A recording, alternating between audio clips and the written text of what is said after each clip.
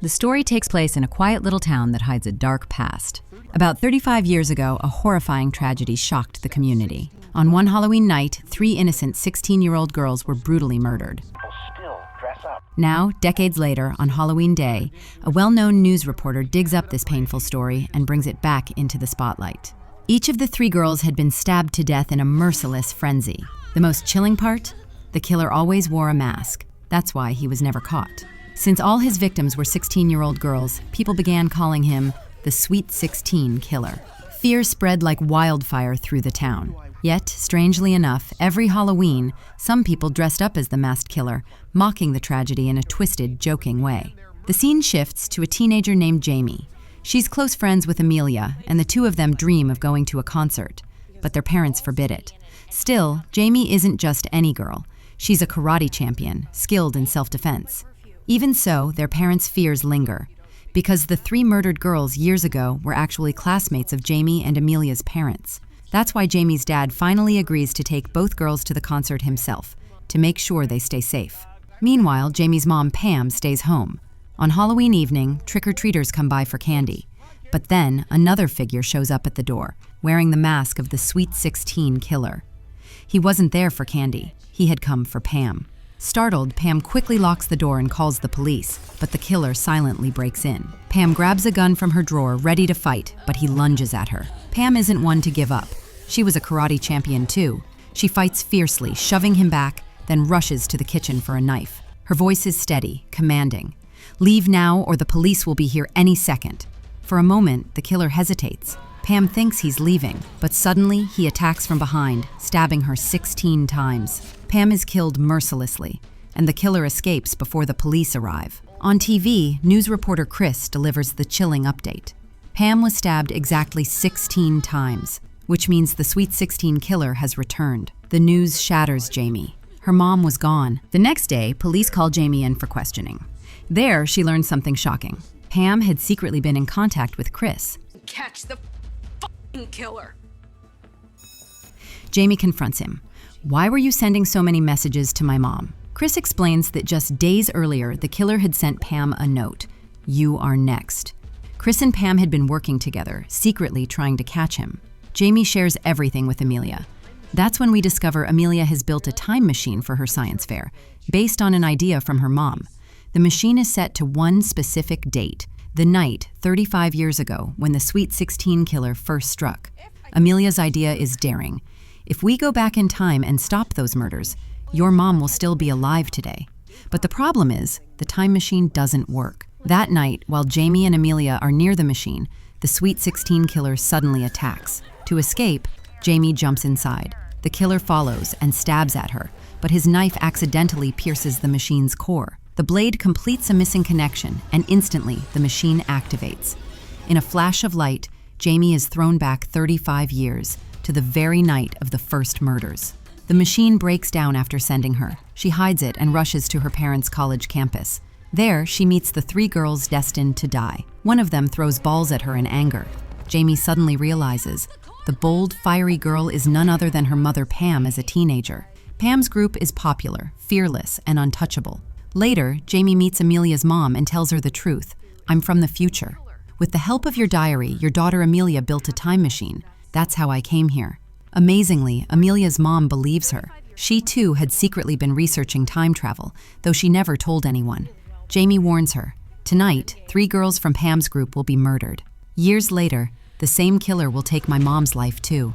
I came here to change that. She explains how the machine only worked when the killer's knife completed the missing circuit. Amelia's mom starts repairing the machine so Jamie can return home. Back in the present, panic spreads over Jamie's disappearance. Amelia tells the police Jamie traveled to the past using her time machine. Meanwhile, in the past, Jamie and Amelia's mom head to the party where the first murder is supposed to happen. Jamie warns Pam and her friends, "Be careful. Tonight, your lives are in danger." But they laugh it off, mock her, and throw her out. Jamie stays nearby, watching. Later, one of Pam's friends goes upstairs to her bedroom. She sees someone in the Sweet 16 Killer's mask and mistakes him for her boyfriend. Seconds later, she's stabbed 16 times. Her screams echo through the house. Jamie and Pam rush in. Pam is horrified to see her friend dead. Outside, Pam asks Jamie, "How did you know one of us was in danger?" Jamie, hiding the truth, says, "I see visions of the future. That's how I knew." Back in the present, Chris tells Amelia he always remembered the first murder happening in the garage, not the bedroom. But now, in altered photos, it shows the death in the bedroom. Amelia realizes history is already shifting because of Jamie's presence. Soon, she even sees Jamie appear in those photos. Then, she receives a message. Your time machine was missing a conductor. Determined, Amelia gets back to rebuilding it. In the past, Jamie stays close to Pam's group. After their friend's death, they're shaken. She suggests they leave town and party somewhere safe. At school, she notices a boy whose handwriting looks just like the killer's. The next day, the group goes to a house for another party, but Jamie recognizes it instantly. This is where the second murder is supposed to happen. That night, the killer strikes again, stabbing another girl 16 times.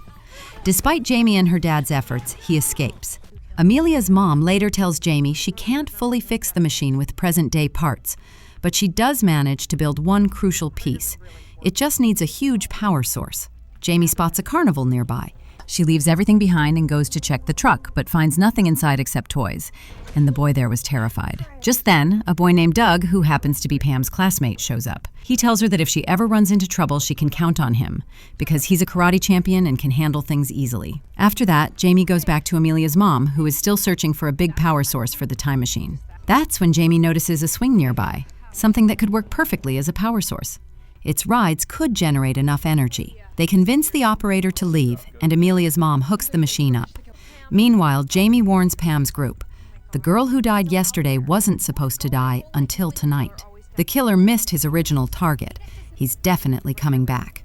But if we stick together, we can stop him. For the first time, Pam and her friends take her seriously. They agree to help her. On the other side, in the future, Amelia finally finishes building her time machine. She tells Chris it needs a metal conductor to power up and asks him to go fetch one. Meanwhile, back in the past, Jamie and her group already have a plan to trap the killer. They send in the girl he's targeting next, luring him into the haunted house. Just as they expected, the killer shows up. But before he can attack her, he spots Jamie, the same one who tried to catch him before.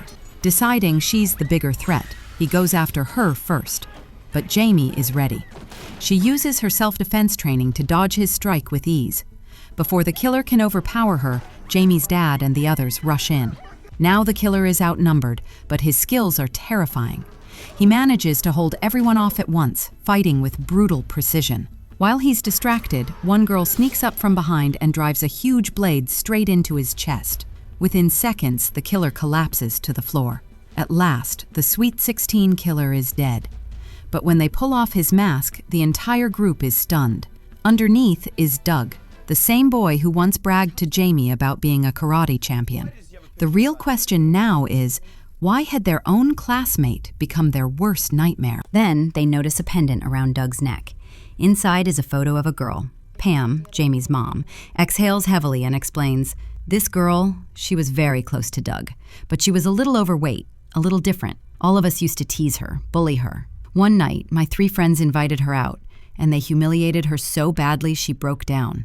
In anger, she drank too much, got in her car, and drove off. That night, she crashed, and she died." Doug believed his friend's death was the fault of those 3 girls. Ever since, he burned with revenge, determined to kill them one by one. Jamie, horrified, turns to her mom.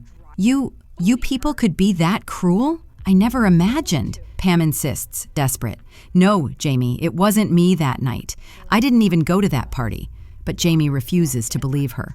Her heart aches, realizing the dark past her own mother had been part of.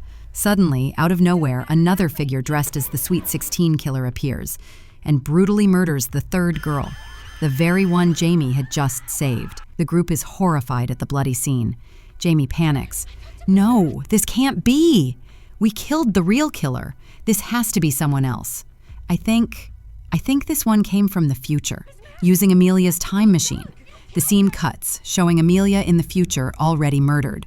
Then it flashes to the past, where the mysterious future killer also kills Chris's father, the reporter. Chaos erupts. Amelia's mom quickly activates the time machine and shouts at Jamie, "You have to return to your own time now. If something happens to you here, everything will collapse." Jamie jumps into the time machine, but the killer follows her inside. He's about to strike when Pam grabs him from behind, choking him.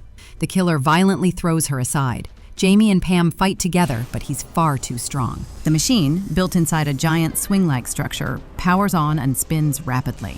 The force drags everyone backward, the pressure making it nearly impossible to move.